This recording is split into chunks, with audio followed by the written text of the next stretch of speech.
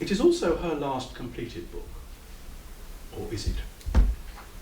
The manuscripts of all of her novels are lost, but we do have the cancelled ending of Persuasion. From this we know that she reached the end, but then went back and rewrote and expanded the conclusion, adding a new scene, one of her finest. These are the second thoughts of genius. But she still did not release the book for publication. She said in one letter, another year's work, another year. Why not? Probably because she knew that it was not, for her, complete. For one thing, it has that rarest of faults. It is too short. And there are some faults of plot and construction that would hardly bother us in most novelists, but which are below Jane Austen's own standards. It seems likely that she would have rewritten and expanded the whole work if she had had the strength to do so. But she did not. Her refusal to release Persuasion may suggest perfectionism, but also creative restlessness.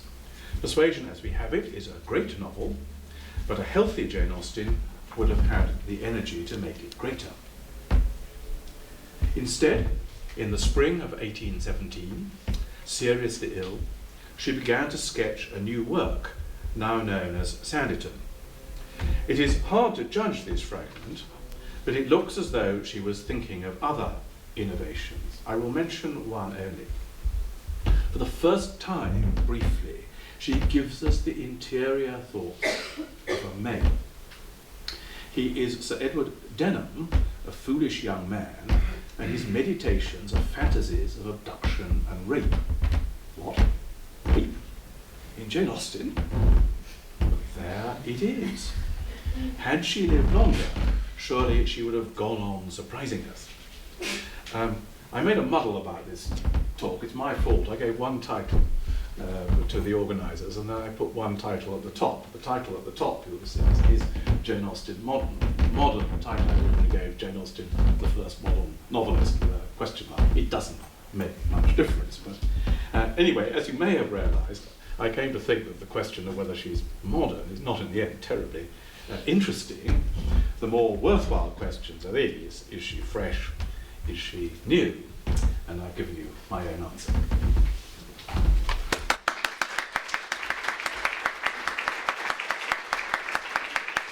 Y ahora vamos a dar paso a preguntas, si las hubiera.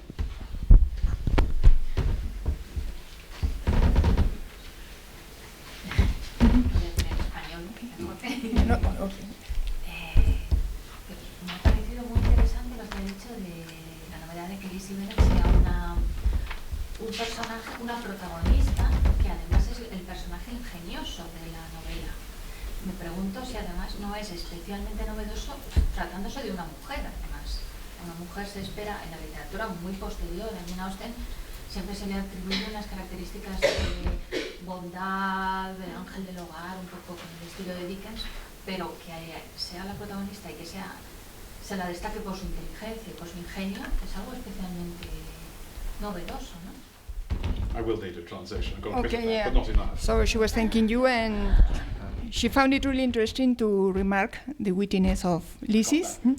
But she was wondering whether this is also an innovation. I mean, placing such wittiness in a woman, which seems to be far ahead, Jane Austen's times. Well, I mean, the obvious examples that occur to me are Rosamund, As You Like It, and Beatrice, of course, in Much Ado About Nothing. And I suppose the sparring of Beatrice with Benedict in Much Ado About Nothing seems to foreshadow sort of the sparring of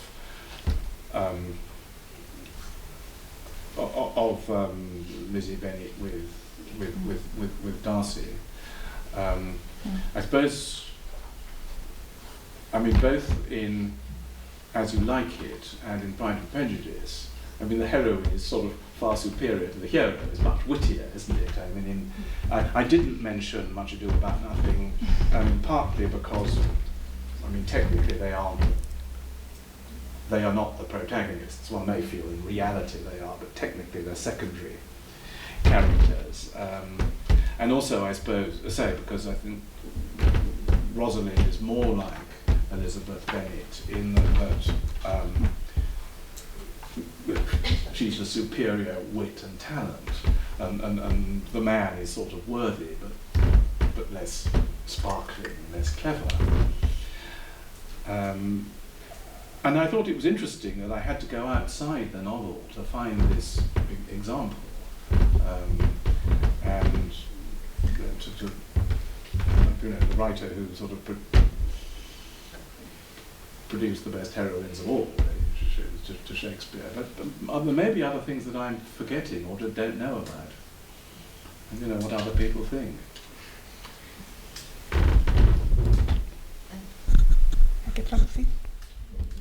Sí.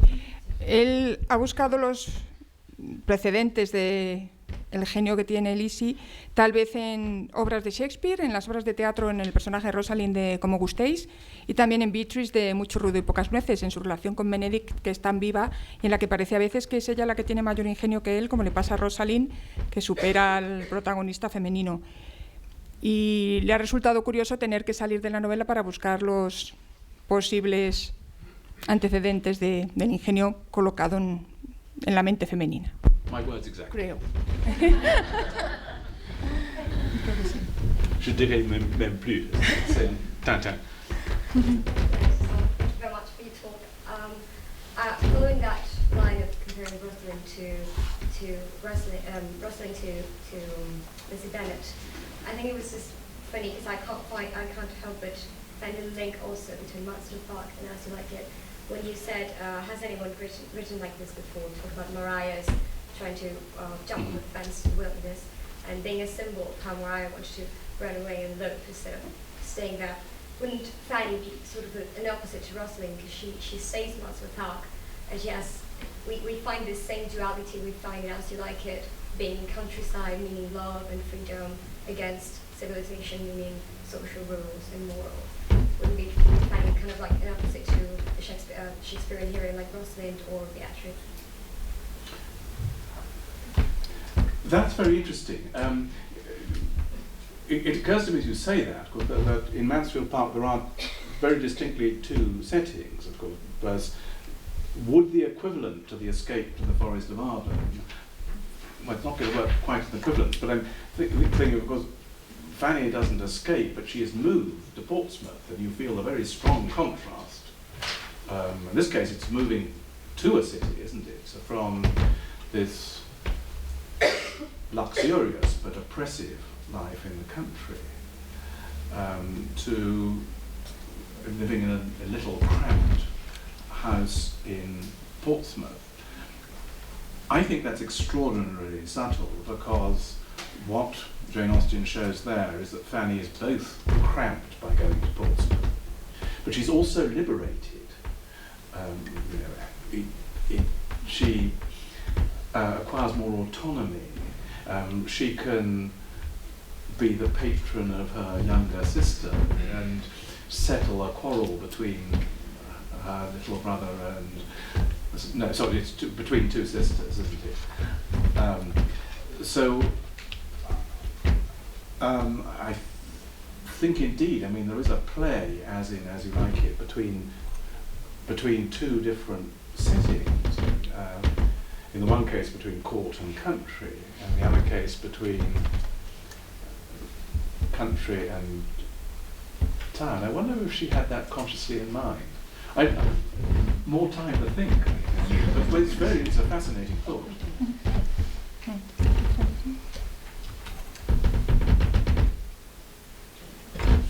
To ask you something. I go back to language in Jane Austen. I'm always amazed that, to me personally, I think she masters language. In a way, we were talking before that it is even a neuronal experience to read Jane Austen in English, which I always recommend. But however, it always surprises me when I hear people from the UK saying that when they read or listen to Jane Austen's English, it's very difficult for them. When I think her language is transparent, precise, even the style is clean.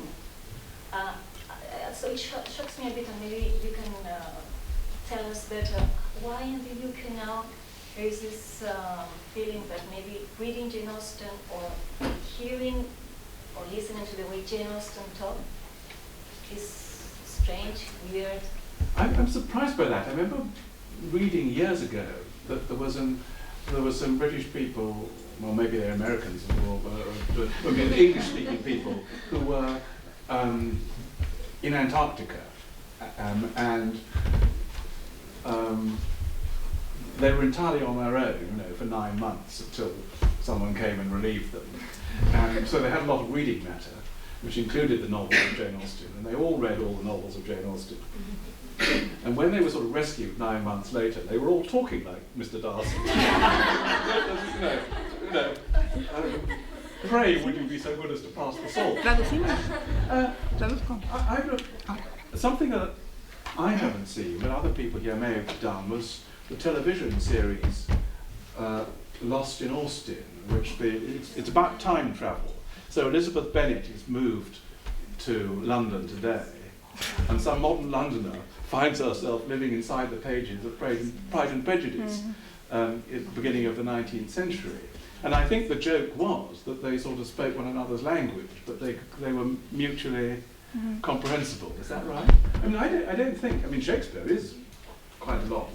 It's hard to follow, but I don't think it is. I'm surprised if people say that. Well, it's like when Emma Thompson had the Oscar and she started speaking like in Sense and Sensibility. Well, everyone was shocked and saying, "Oh, the way she's speaking," and it's, well, it's beautiful. I mean, what is there wrong for an English speaker? What do they find weird in that kind of language? Well, it's a bit different, but I don't think there's any problem of comprehensibility. I mean, the fact that she is so widely read, I think is a sign of that.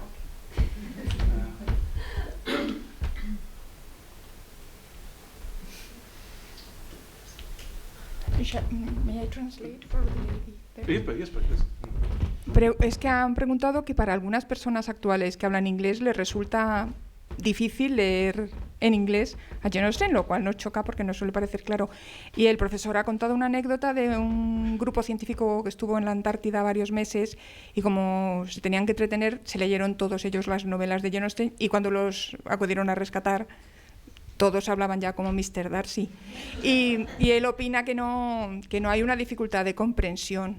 A lo mejor, eso lo añado yo, a lo mejor yo creo que es de educación o de modas en el lenguaje o lo que fuere.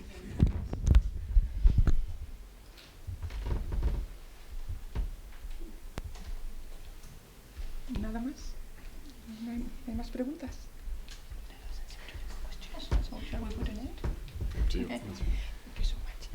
Agradecemos muchísimo la presencia de todos ustedes, y del profesor, por supuesto, y deseamos gran éxito al Congreso y a sus publicaciones.